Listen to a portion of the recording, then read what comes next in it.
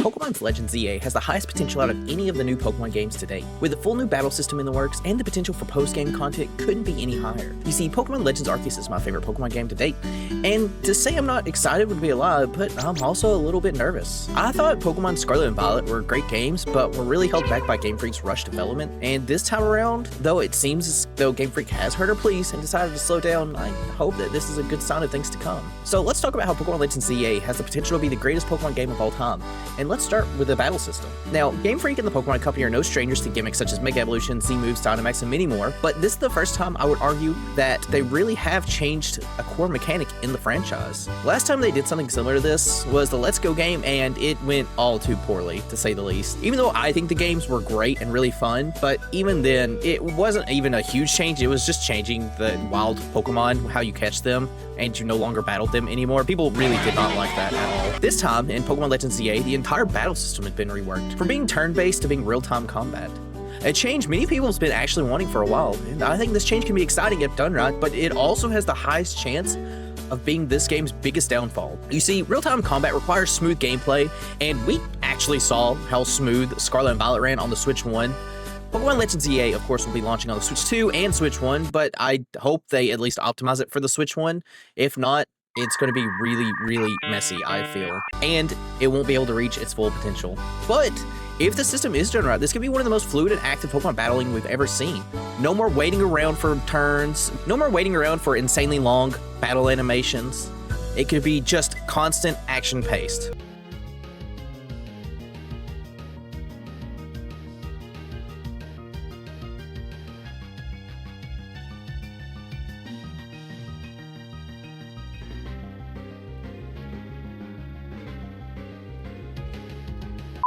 Another thing fans have conflicted on is actually the map of Legends ZA. Now, if you're living under a gigalith, then you might not know that the entire game takes place just in Lumio City.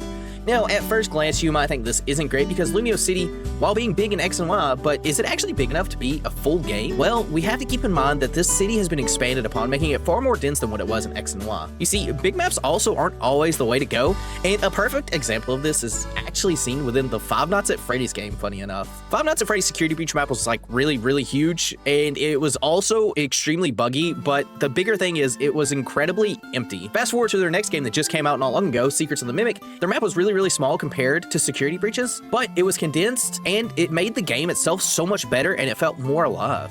And I hope the same could be said for Lumios. Instead of just it being barren and emptied like we got in Pokemon Legends Arceus, I hope this game really focuses on the jam-packed hustle and bustle of the live city, with full of things to see and experience. Another huge potential about exploring Lumios is the possibilities of seeing the catacombs. You see, Lumio City is based around Paris, and one of Paris's biggest attractions is actually the catacombs. If you don't know what catacombs are, it's pretty much just a bunch of dead corpses underneath the city of Paris. So yeah, have fun doing that. Could be really good potential for ghost tops. I think it would actually just be really nice to see the undergrounds of Lumios, as we well know that Prism Tower also draws its power from somewhere, and presumably a lot of it, so it would be really fun to explore. The city itself has the potential to really stick out, but to do so, you also need to work on the people of the city. We already know side quests is in the game, and I've made a whole video explaining how side quests might be more important than they let on in the original trailers, and if you want to check that video up, it should be out in one of the top corners of the screen. But I think of how detailed some of the side quests could be. We could see a side quest involving the famous Lumios Ghost Girl and what she meant back in X and Y. And I'd love to see some side quests involving the return of some old characters, such as Looker, maybe Emma searching for him, or trying to figure out where he went. As we know, he does get sucked up in an ultra wormhole, so there's that. And out of everything in this video, the side quests actually have me probably the most hot for this game with the potential. I could also see a side quest where we see the rest of where Team Valeria is, or how Mabel ended up taking over Sycamore's job. Heck, we could see where Sycamore went, as we already know he's somewhere. Now, I would hate myself if I didn't bring it up, but shiny hunting. Now, this shinies are even Pokemon X and Y actually brought me back into shiny hunting. It actually rekindled my spirit. Real quick, a side note, unrelated, going off script here, my first shiny was a shiny Carvana. My first shiny that wasn't a shiny Gyarados in Generation 2, but my first shiny was a shiny Carvana in either Ruby, Sapphire, or Emerald. I don't remember what game it was. I got it down to 1 HP and it decided to take down and kill itself because, you know, classic. And I stopped shiny hunting. That was until X and Y, and I did the Friend Safari, and I found a shiny Poliwhirl while I was looking for a shiny Frogadier. And after the shiny Poliwhirl, literally the next encounter was a shiny Frogadier. So yeah, I still have them to this day. They're in Pokemon Home. And I think Pokemon Legends ZA could be the best shiny hunting games we've had to date.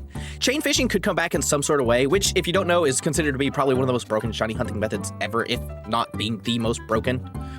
You essentially just fish a lot, and as long as you have something with like suction cups and you keep getting the fish, it increases the shiny chance. We can also see a new and updated friend safari, and if you don't know what the friend safari is, it's effectively you have friends, and those friends have a unique code that you are able to just go to their like little safari area, and there's like a set number of Pokemon. Like I said, the example earlier was the one where it was like water tops, and they had like Poliwhirl, Frogadier, and stuff like that. It was a really good way of shiny hunting starters. And most importantly, we could see the return of shiny sparkles and noises. I still, to this day, don't know why this was removed in Scarlet and Violet, but it desperately needs to return. Having the combination of something like Friend Safari and maybe a new version of chain fishing with overworld encounters, this alone could add hours to post-game of Legends ZA. And speaking of post-game, the potential for ZA Royale is also insane. Now, we know ZA Royale is going to be huge within the main story, but the endgame version of this could be wild. You see, in Generation 5, they added a thing called the World Championship, which lets you battle past characters such as Blue and Cynthia. And I could see the ZA Royale doing something very similar, even if it didn't have as many returning characters from the older games, but it could have the old characters from X and Y show up, such as gym leaders, maybe even Calum or Serena, or your other friends that I never remember the name. There's like Shauna, Tierno, and a nerdy kid that likes Pokedex. I genuinely can't remember his name. As I stated earlier though, Pokemon Legends ZA does have the potential to be the greatest Pokemon game we've ever seen to date, but it also has a lot going against it. But at the end of the day, I already have the game pre-ordered, and I'm so excited and looking forward to seeing what the game holds. So, are you excited for the game? Let me know in the comments below, and I'll see you guys next time. Goodbye! No more waiting around for turns, no more waiting around for 100% long... No more waiting around for and the map itself was actually really, really small compared to the